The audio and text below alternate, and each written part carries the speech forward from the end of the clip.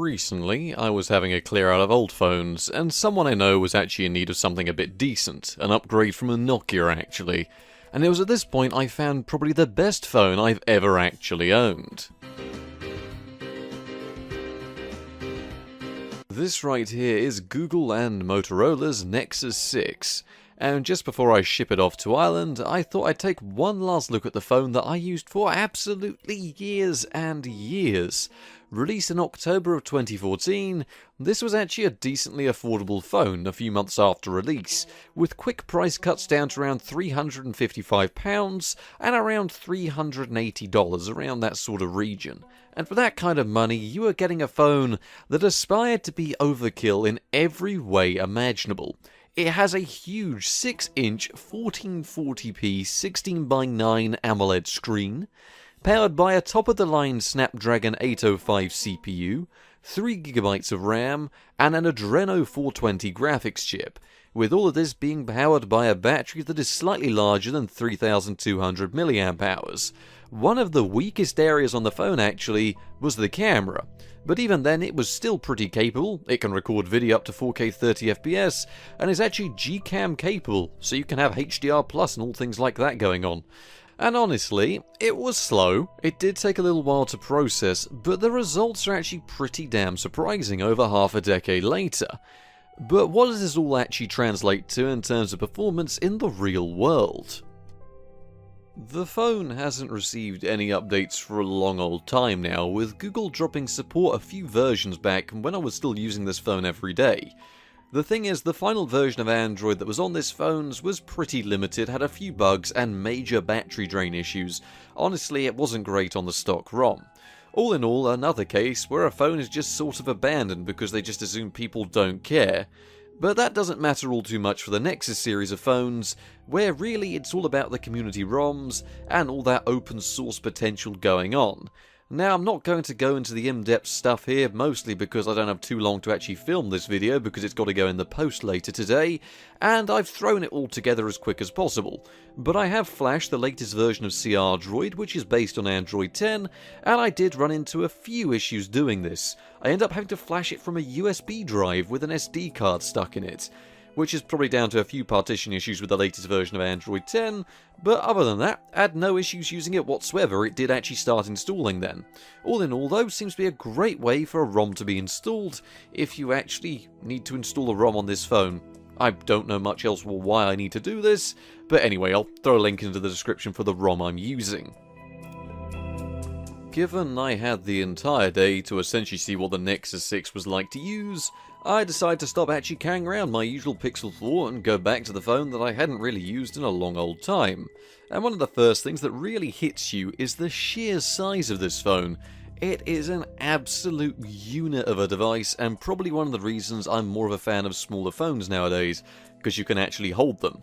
However, the increased display size does have some advantages, which I will be touching more on later on in the video, as I did run a few gaming benchmarks to utilise that 1440p screen, but for my day-to-day stuff, really I didn't see much difference over using my Pixel 4, other than the lack of either face or fingerprint unlocking, which just isn't here on the Nexus, which could be a bit of a security issue, but I was only really using it for a day and didn't have any sensitive information on the device.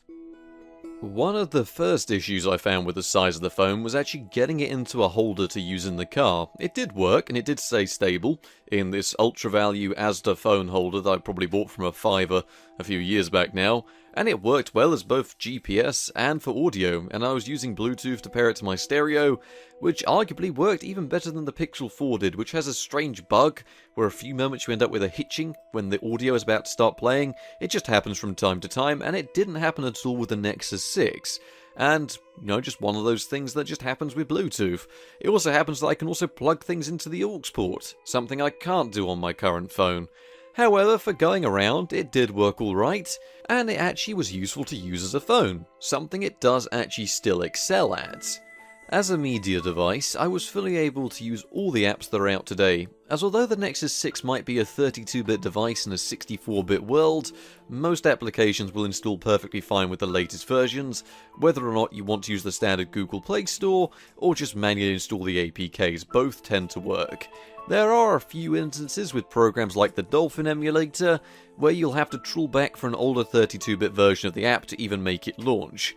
But honestly, that's a pretty niche use case, and I'm not going to be installing that on this phone for that exact reason, because I don't have time to go trawling back through versions to find one that performs well on this phone. And when it comes to media, this phone excels in every way it did originally on release, with two nice-sounding, loud front-facing speakers, a crisp and large screen, and the power to push through even HD resolutions. It's great for just running as media device. It even worked for multitasking a lot of the time, which is another area that a huge screen really does help out with, because you can do more stuff while you watch your favourite videos. In fact, when I was using this phone back in school, I can remember typing up documents with Word on this phone while watching a video of some sort on the top part of the screen, probably the Oasis Unplugged console signed to listen to music. A feature that really isn't that great on smaller phones, and I think it's sort of been neglected in newer versions of Android, but seems to work absolutely perfect here on a phone that's nearly the size of a tablet. So that is one area where the phone does still excel. There isn't all too much to say about general usage. Everything worked fantastically. All your standard apps work fine with no slowdown and no signs of crashing. In fact, it worked just as well as I remember it, and it worked fine a good few years back. The only day-to-day task that some of you might do that won't work on this phone is Snapchat, as although it works, it is very slow given how poor the app's optimization is, and the fact it keeps the camera active all the time, overflows RAM usage, ends up crashing, takes a screenshot of a 1440p screen instead of actually using the camera. I'm not going to complain about that, it just doesn't work, it doesn't run well, and that's the one thing it can't do. But still, every other task works absolutely fine. Messaging, eBay, YouTube, everything else works so well that it could still be a compelling purchase today. But there are going to be some of you which are going to be asking me, where are the games? Well, although I didn't have long left till I had to post this phone, over to the Emerald Isle in fact, I did manage to run some benchmarks, as this thing is still an overkill mobile gaming beast. So, firstly, what a better way to start things off with than the original Half-Life running on a mobile in 1440p at a pretty stable and near-locked 60fps, and this was all off of the battery and there were no signs of either thermal or power-based throttling. The game ran just fine, and stuck very close to 60fps as I said, which of course, looked fantastic because it is only a 90s game and it's got a very nice look going on, and there were occasional dips and drops here and there, but load times were also surprisingly quick thanks to the decent storage that hasn't really degraded much, unlike some other smartphones from around this era. All in all, a great experience and a good place to start. Another PC port up next with OpenTTD running with both the Z-based texture pack and a 1440p rendering resolution. I would even add that because of this and the huge screen, you can legitimately play this full-size game on a mobile device. Something that's usually not a great experience, but something that is actually passable on the Nexus 6. But there were no issues at all with the game, it ran perfectly and could drop a few frames if you fully zoomed out. But that's probably down to lack of VRAM or RAM allocation, and even then with the stock maps on a standard server was absolutely fine. Minecraft, from what I understand of it, seems to stick to whatever the native resolution of the device is, which once again is 1440p. Even then, we managed to keep a fully playable frame rate the entire time with the stock fancy settings that the device came enabled with. I didn't even check the settings once, as everything just seemed to work perfectly fine by default. One of the amazing perks of using a decently powerful phone for a video, and not some sort of Samsung that was left thrown away. Emulation-wise, I decided to fire up EPSXE, and that worked perfectly with enhancements turned on and a higher native rendering resolution. All in all, these worked well, saw one or two frame drops here or there, but I didn't notice them while I was playing. It was only when I went back over the footage to analyse it, and I kept my eye entirely on the frame rate counter, that I noticed it changed ever so slightly. All in all, a massive success for PlayStation emulation when one of the most intensive titles out there runs perfect on the device. And then finally, to round us off with, I decided to run Drastic, which ran perfectly in most titles, and was perfectly fine to use, as the vast majority of titles on the DS are sort of 2.5D titles, and all of those will virtually run with no issues whatsoever. You can usually have extra enhancements turned on, much like the PlayStation emulation we've just seen. One of the other advantages was that we could speed up the emulation with a fast forward button, which once again could tank the frame rate slightly, but worked beautifully on most games. There were some issues with 3D games which ran okay, but I did have to turn the effects down slightly, otherwise you would see performance issues and in-game glitches.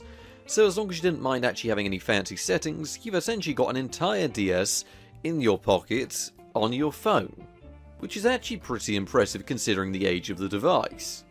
From here though, I'm trying to think what else to say, but battery life, which seems to be pretty important to touch on, was absolutely fine, because, usually you'd like to be able to use your phone.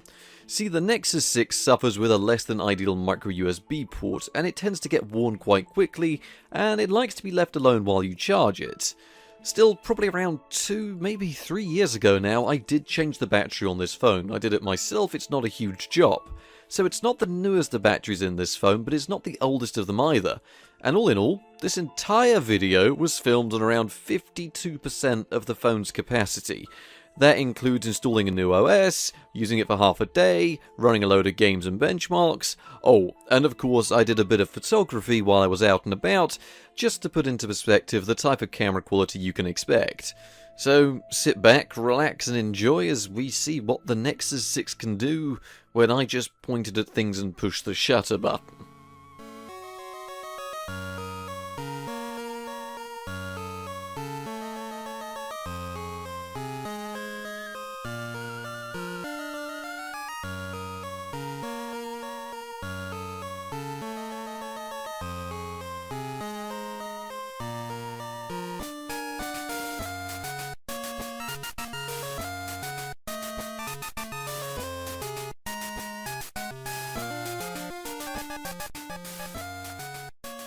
Absolute unit.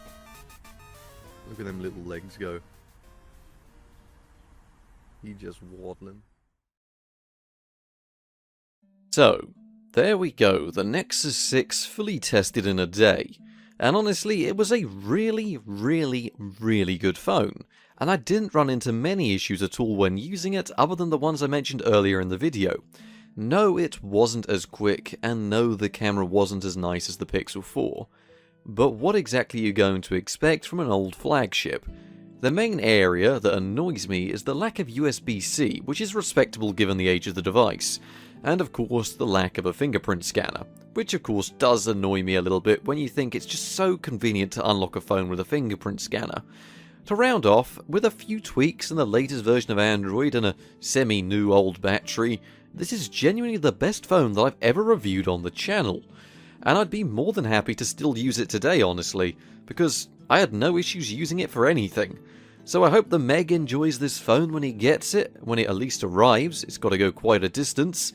And, well, there's not much else for me to say, and so I hope you've all enjoyed watching this review. I sort of filmed it all in the day and made it sort of just my experience with the phone. So I hope you've enjoyed watching this video. Good night. Originally, as I said in my community post, I was going to take the week off, but thought, you know what? This phone deserves a little bit of a review. So I hope you've all enjoyed it. You can like and subscribe for more, and I will catch you guys in the next one.